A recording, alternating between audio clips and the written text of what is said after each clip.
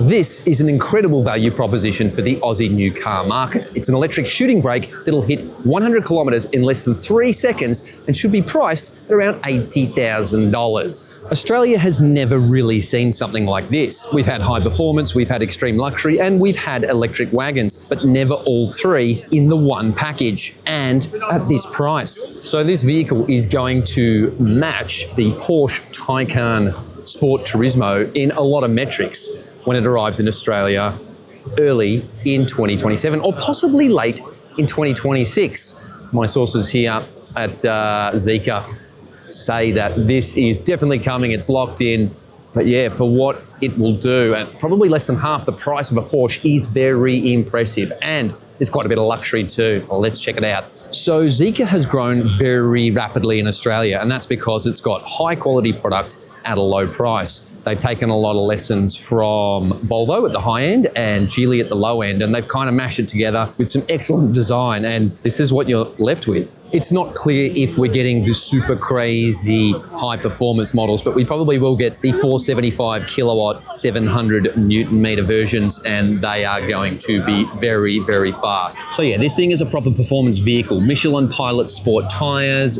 big brakes, very aerodynamic design, all the hallmarks of a super fast wagon or shooting brake. So this thing is low slung, it's aggressive, but it's also practical. It's got that big boot. There is a sedan version sitting over here, but apparently we're not getting it, despite sedans making a bit of a comeback in the EV space. Here we go, let's have a look at the sedan. Not quite as awesome, but still pretty cool. All right, let's take a quick look at that boot. It's 675 litres is the word. Those green lights there, that means it's in full auto mode in China. 675 litres, you know what? Doesn't look like it. It's still good, it's still a big boot, but honestly, I was expecting a bit more. Oh, that's nice, you can pop that up there like a divider and probably still shut it. Let's try not to break it, hey? So yeah, it is practical though. And rivals for this vehicle include obviously the Porsche Taycan Cross Turismo, Sport Turismo, but also the BMW i5 Touring, the Wagon. So if Zeekr can land this vehicle in Australia for, let's say 90K, no, okay, let's say 80K, this is gonna be a very disruptive force. The wagons are starting to make a comeback. We've seen the BYD Seal 6 Touring. That's already got heaps of pre-orders. I think we're going to see a bit of a resurgence for wagons, and I'm here for it. Perhaps one of the biggest hurdles for this brand is whether people will buy a car from Zeekr, a brand that's really only started making itself felt in the Aussie market in the last 18 months. And a lot of people probably won't have heard of the brand either.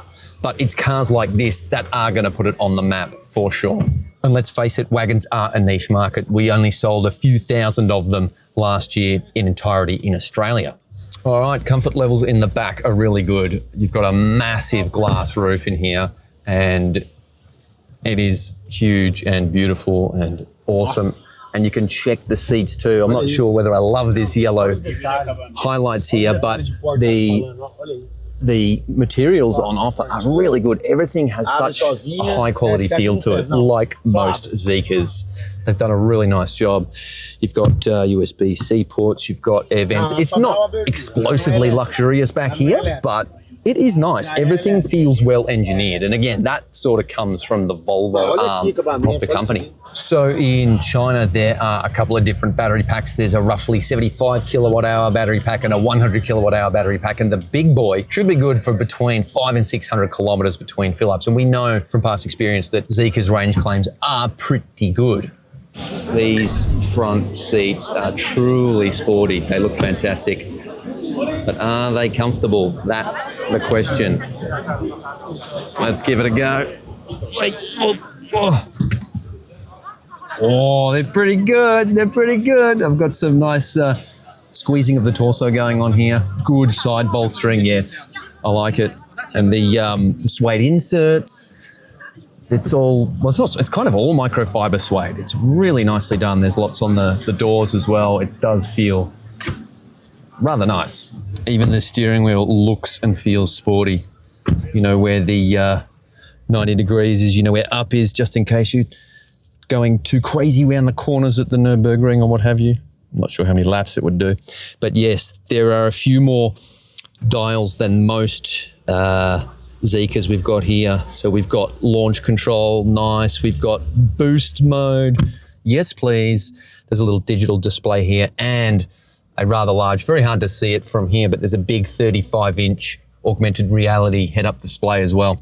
I'm hearing that the models we're likely to get here in Australia are going to be top spec, so I kind of hope there'll be like a $75,000, $80,000 one that, hey buddy, that won't be too expensive. I love this. But I think they're going to pack it out with heaps of stuff, and old mate here is pumped. I love you, mate. I love your work. Zeekr is saying this car is going to be fast to charge, not just fast to accelerate. We're talking, I don't know, 80% charge in 10 minutes as well, because this thing has a 900-volt electrical architecture, which allows it to charge really, really fast if you have availability to that charging infrastructure. We have seen the latest results recently about charging infrastructure in Australia, and we are lagging amongst the worst. For every charger, there are something like 45 EVs in Australia. Somewhere like Korea, it's 1.8 EVs per charger. So we need to get the charging infrastructure better, you know, especially as we're seeing EV numbers spike due to the war, petrol prices,